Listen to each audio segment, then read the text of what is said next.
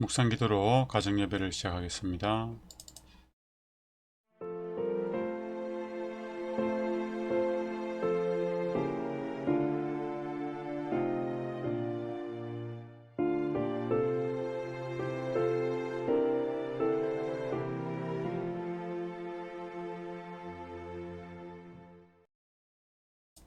찬미가 234장 예수를 더욱 배우고 찬양하겠습니다.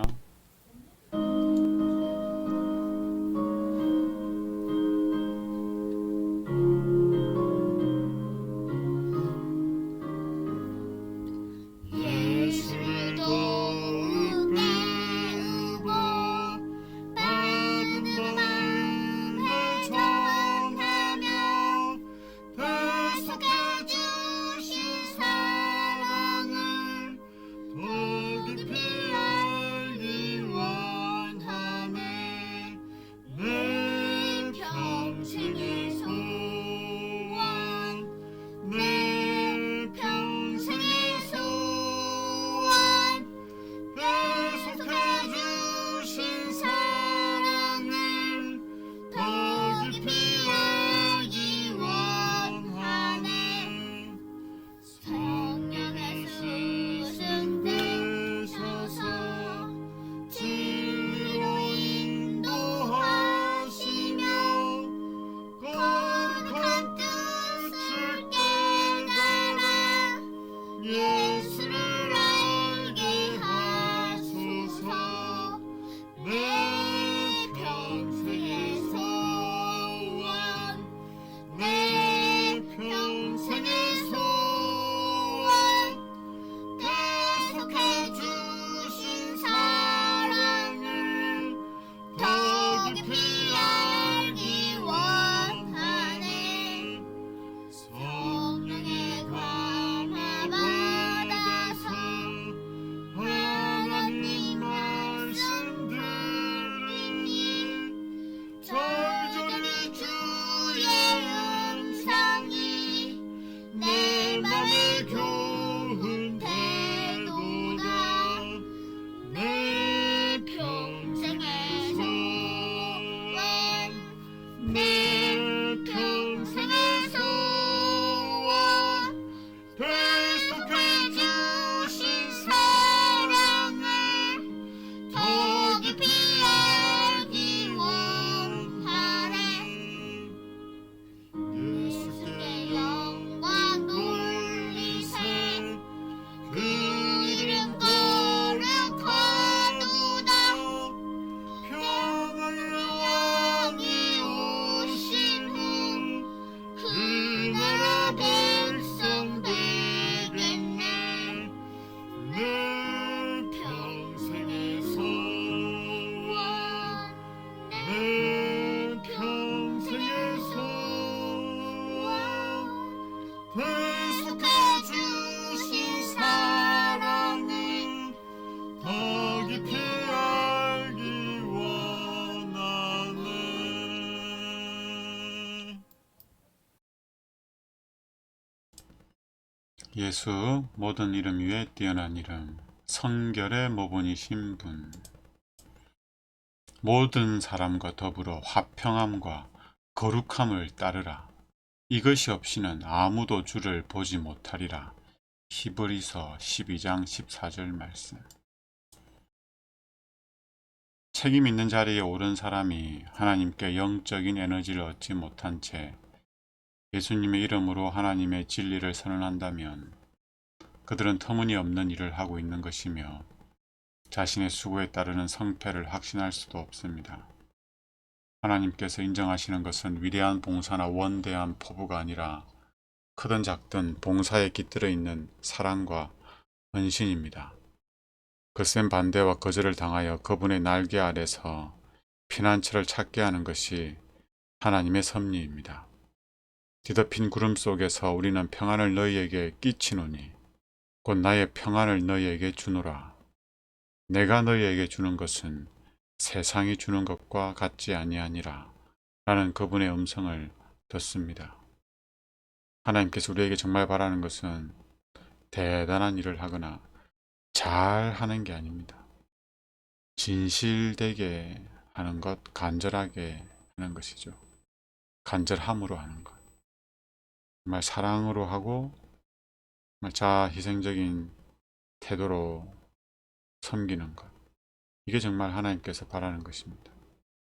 그리고 우리가 하나님과의 관계 속에서 하나님 날개 아래에서 쉼을 얻도록 하는 것. 이것이 하나님께서 원하시는 바죠. 우리는 종이 아니라 아들입니다. 아들. 하나님하고 우리는 일로 관계가 맺어진 게 아니고 사랑으로 관계가 맺어진 것입니다. 이 사실을 기억할 때 우리가 어떠한 태도로 하나님께 나가야 하고 또 하나님께서 맡기신 일을 해야 할지가 판단이 되리라 생각됩니다. 숨을 내쉬면서 제자들에게 성령을 불어넣으시고 자신의 평화를 나눠주신 그리스도의 행동은 오순절에 주어질 풍성한 소낙비에 앞선 몇 방울에 불과했습니다. 예수께서 이 점을 제자들에게 깊이 각인시키신 이유는 장차 그들이 맡은 일을 수행하면서 이 사업의 본질과 이 땅에 그리스도의 왕국을 세우는 방식을 더 잘 깨닫도록 이끌기 위해서입니다.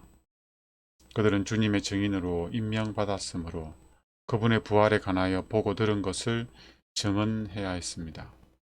주님의 입술에서 나온 은혜로운 말씀을 거듭 전해야 했습니다. 제자들은 그분의 거룩한 품성을 익히 알았습니다. 그분은 태양 아래 있지만 어떤 그림자도 드리우지 않는 천사와 같았습니다. 제자들이 맡은 거룩한 과업은 그리스도의 흠없는 품성을 사람들에게 삶의 표준으로 소개하는 것입니다.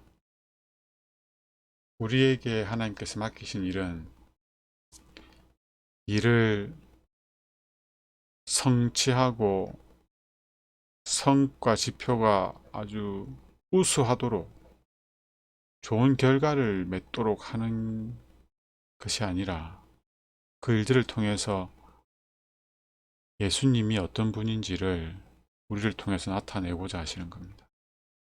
내 삶이 예수님의 품성을 대변하도록 하시는 것이 하나님께서 우리에게 맡기신 일입니다. 제자들은 이 성결의 모본이신 분과 매우 친밀한 교제를 나누었기에 품성면에서 그분과 어느 정도 닮아 있었고 그분의 가르침과 모본을 세상에 알리는데 특별히 적합한 상태였습니다. 좀 해석이 좀 이상하긴 한데 제자들은 예수님하고 교제를 나눴던 사람들입니다. 그래서 예수님을 닮았고 예수님의 품성을 나타낼 수가 있었다는 거죠. 우리가 어떻게 하나님께서 맡기신 일을 잘 감당해낼 수 있는가? 그 일은 예수님의 품성을 나타내는 일인데 그것은 우리가 예수님과 얼마나 친밀한가를 통해서 나타나는 겁니다. 우리가 예수님과의 온전한 관계 속에 있으면 우리의 삶에 그 예수님의 품성이 나타나게 되어 있습니다. 내 품성이 아니라 예수님의 품성이 나타나게 되어 있습니다. 그래서 우리의 삶, 우리의 사업은 내가 어떠한 상태에 있고 내가 어떠한 능력을 갖고 있고 어떠한 계획을 갖고 있느냐 이런 것으로 결정되는 게 아니라 나하고 예수님하고 어떤 관계에 있는가, 쉽게 말하면 예수님하고 친한가, 예수님과 깊은 관계에 있는가, 오늘도 예수님을 만났는가, 예수님을 아는가, 예수님을 사랑하는가, 이 문제의 답이 우리의 삶을 또 우리에게 맡겨진 하나님의 사업의 결과를 꼴짓게 되겠죠. 결정하게 될 겁니다. 그리스도의 사역자는 주님의 생애와 품성을 깊이 생각하면서 그분과 더 많이 교제할수록 더욱더 그분을 닮아가고 더 훌륭하게 그분의 진리를 가르칠 수 있습니다. 위대한 모본이신 분의 생애에 나타난 모든 특징을 주의 깊이 연구해야 합니다. 산믿음으로 기도하면서 그분과 긴밀한 대화를 나누어야 합니다. 그렇게 하면 결점투성이인 인간의 품성이 그분의 빛나는 품성으로 바뀝니다. 진리를 전하는 교사는 이런 식으로 준비되어 영혼을 그리스도께로 이끄는 것입니다. 하루에 구별된 시간이 우리에게 있어야 됩니다. 구별된 장소가 있어야 되고, 그리고 그 시간, 그 장소에서 우리는 예수님을 만나야 하고 교제를 나눠야 합니다.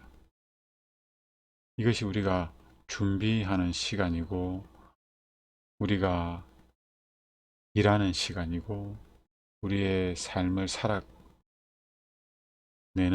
원동력이 되는 시간입니다. 이렇게 우리가 준비되는 거죠. 네, 맞아요.